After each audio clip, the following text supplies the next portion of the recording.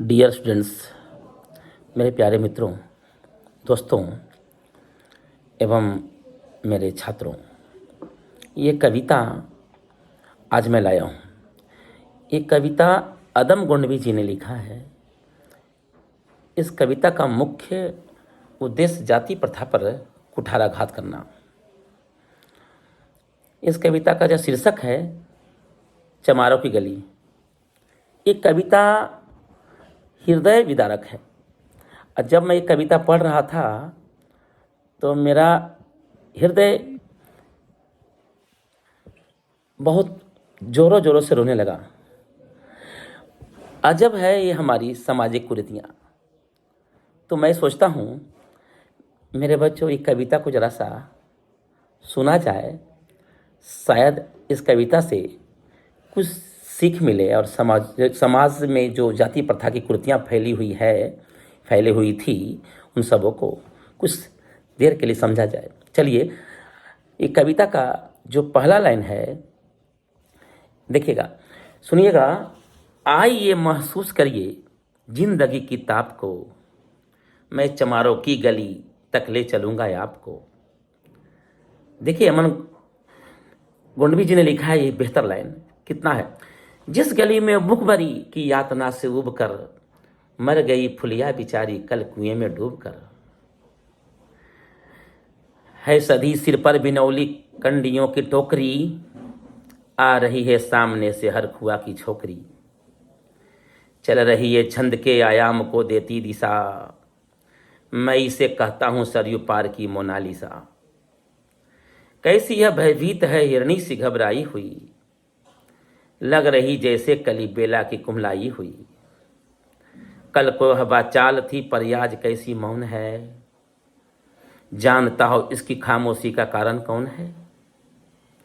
थे यही सावन के दिन हर खो गया था हाट को, सो रही बूढ़ी वो सारे में बिछाए खाट को, डूबती सूरज की किरणें खेलती थी रेत से, घास का गट्ठर लिए आ रही थी खेत से, आ रही थी वह चली खोई हुई जज्बात में, क्या पता उसको कोई भेड़ियों से है घात में। होनी से अनभी कृष्णा बेखबर राहों में थी, मोड़ पर घूमी तो देखी अजनबी बाहों में थी, चीख निकली भी तो होठों में ही घुटकर रह गई, छटपटाई पहले फिर ढीली पड़ गई फिर ढह गई, दिन तो सरयू के कछारों में था कब का ढल गया, वासना की आग में कौमरी उसका जल गया। और उस दिन ये हवेली हंस रही थी मोद में, होश में आई तो कृष्णा थी पिता के गोद में, जड़ गई थी भीड़ जिसमें जोश का सैलाब था, जो भी था अपनी सुनाने के लिए बेताब था। बढ़ के मंगल ने कहा, काका तू कैसे मौन है, पूछ तो बेटा से आखिर वो दरिंदा कौन है। हो कोई संघर्ष से हम पांव मोड़ेंगे नहीं, कच्चा खा जाएंगे जिंदा उसको छोड़ेंगे नहीं। कैसे हो सकता है होनी कह के हम टाला करे, और ये दुश्मन बहू बेटी से मुंह काला करे। बोला कृष्णा से बहन सो जा मेरे अनुरोध से, बच नहीं सकता है वो पापी मेरे प्रतिशोध से। पड़ गई इसकी भनक थी ठाकुरों के कान में, वे इकट्ठे हो गए थे सरपंच के दालान में। दृष्टि जिसकी है जमी भाले की लंबी नोक पर, देखिए सुखराज सिंह बोले हैं खैनी ठोक कर। क्या कहे सरपंच भाई क्या जमाना आ गया, कल तलक जो पांव के नीचे थे रुतबा पा गया। कहती है सरकार की आपस मिलजुल कर रहो, सुअर के बच्चों को अब कोरी नहीं हरिजन कहो। देखिए ना यह जो कृष्णा है चमारों के यहाँ, पड़ गई है सिप की मोती गवारों के यहाँ। जैसे बरसाती नदी अलहड़ नशे में चूर है, हाथ पुट्ठे पर न रखने देती है मगरूर है। भेजता भी है नहीं ससुराल इसको हर खुआ,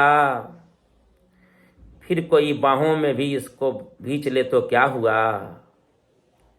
आज सरयू पार अपने श्याम से टकरा गई, जाने अनजाना में वो लज्जत जिंदगी की पा गई। वो तो मंगल देखता था, बात आगे बढ़ गई, वरना वह मुर्दुद इन बातों को कहने से रही। जानते हैं आप मंगल एक ही मक्कार है, हर खू उसकी सह पे थाने जाने को तैयार है। कल सुबह गर्दन अगर नपती है बेटे बाप की, गांव की गलिया में क्या इज्जत रहेगी आपकी। बात इस लहजे में थे कि ताब सबको आ गया, जैसा स्वाभाविक है उठकर हाथों में मूछों पर गया। वह क्षणिक आवेश जिसमें हर युवा तैमूर था, हाँ मगर होने को तो कुछ और ही मंजूर था।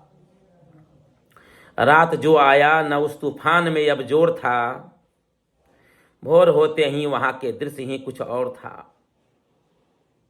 सिर पे टोपी बेत की लाठी संभाले हाथ में, एक दर्जन थे सिपाही ठाकुरों के साथ में।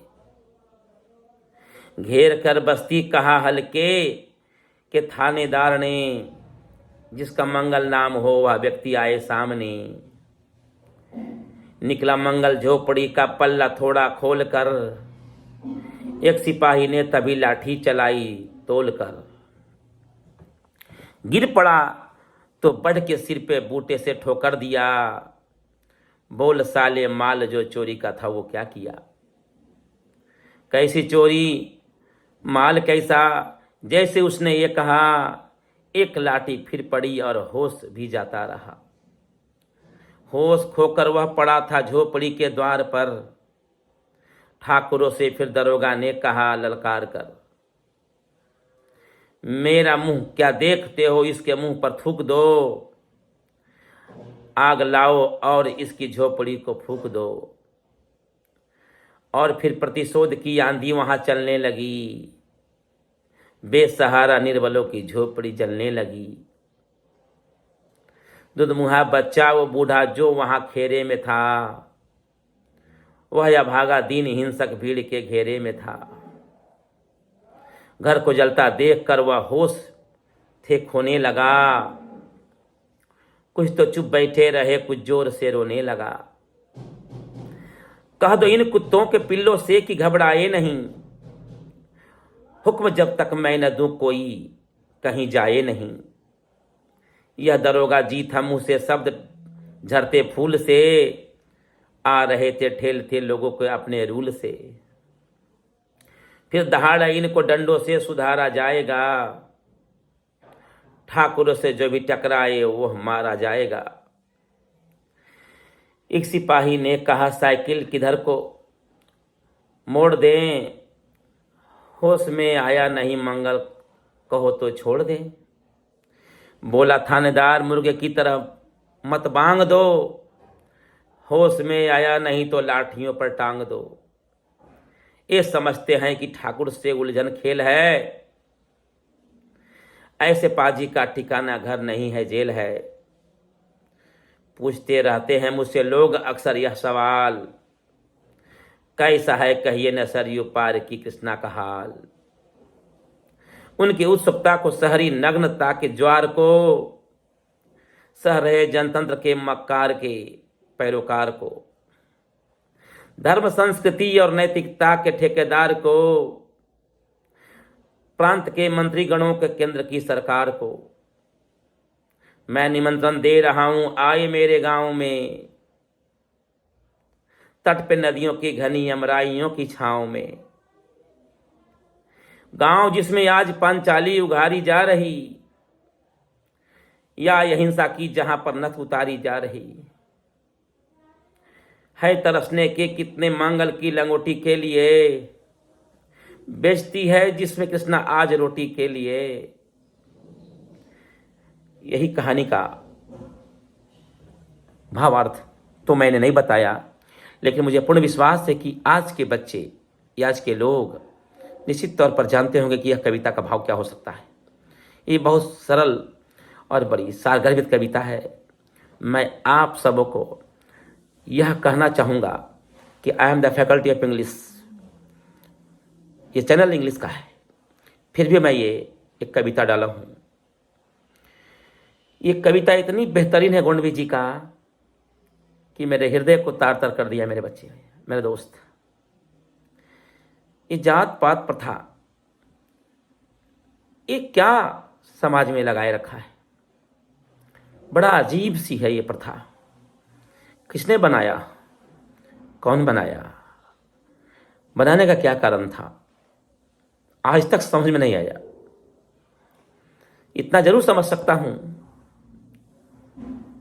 कि लोगों को, बड़े लोगों को, अमीर शाही लोगों को नौकर की आवश्यकता थी, है, रहेगी। गरीब तपते रहेंगे, गरीब जलते रहेंगे। यह इतिहास है। शायद कोई व्यक्ति आ जाए और बदलने का चेष्टा करे, शायद हो जाए। अभी तक तो कोई शुभ मुहूर्त दिखाई नहीं दे रहा है। अगर आपको पता चले कि कब सुधरेगा तो मैसेज करेंगे, कमेंट्स करेंगे। मैं कमेंट ज़रूर पढ़ूंगा। जय हिंद, जय भारत।